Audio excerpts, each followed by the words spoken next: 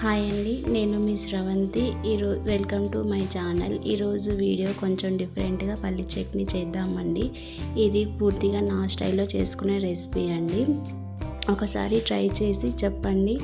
ఇప్పుడు ముందుగా స్టవ్ వెలిగించుకొని కడాయిని పెట్టుకొని మంట సిమ్లో పెట్టుకొని పల్లీలను తీసుకొని వేయించుకోవాలండి. మంటని మాత్రం సిమ్లో ఉంచుకోవాలండి, ఎందుకంటే హై ఫ్లేమ్లో పెట్టి ఫ్రై చేస్తే అది ఆయిల్ని రిలీజ్ చేస్తుందండి. పల్లీలు అనేవి ఆయిల్ రిలీజ్ అవుతాయి, అప్పుడు చట్నీ అనేది టేస్టీగా ఉండదు.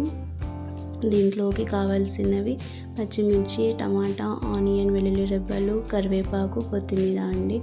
తర్వాత పల్లీలని కూడా మంచిగా వేయించుకొని పక్కన పెట్టుకోవాలి.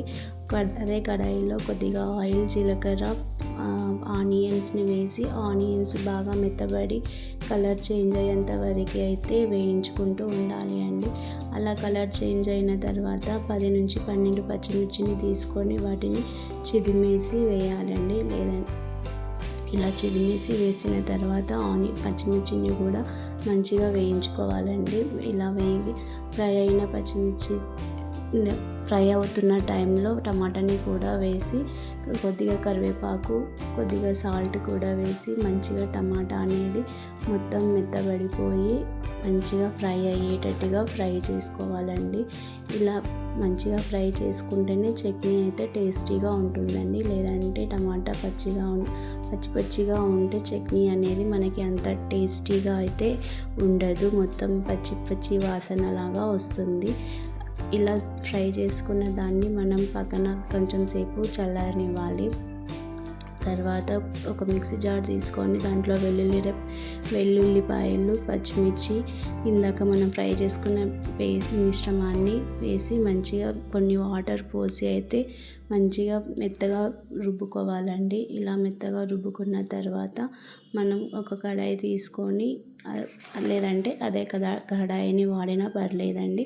నేనైతే అదే కడాయిని యూజ్ చేస్తున్నాను. ఆ కడాయిలో కొద్దిగా జీలకర్ర, ఆవాలు, ఎండుమిర్చిని వేసి వేయించుకోవాలండి. ఇలా వేగిన తర్వాత కొద్దిగా కరివేపాకును కూడా వేసి మంచిగా ఫ్రై అయితే చేయాలండి. ఈ పోపు ఫ్రై అయినప్పుడు చివరిలో కొద్దిగంత అల్లం వెల్లుల్లిపాయ పేస్ట్ అయితే వేసి బాగా వేయించుకోవాలి. అల్లం వెల్లుల్లిపాయ పేస్ట్ అనేది మంచి గోల్డ్ కలర్ వచ్చేంత వరకు అయితే మనం ఫ్రై చేసుకోవాలి అండి. ఇలా గోల్డ్ కలర్లో వస్తే టేస్ట్ మాత్రం చాలా బాగుంటుందన్నమాట. అందు గురించి ఇలా ఫ్రై చేసుకున్న పోపుని మనం ఇందాక తీసి పెట్టుకున్న చట్నీ బౌల్ అయితే ఉంది కదా, దాంట్లో వేసి గార్నిష్ చేసుకుంటే చాలా బాగుంటుందండి.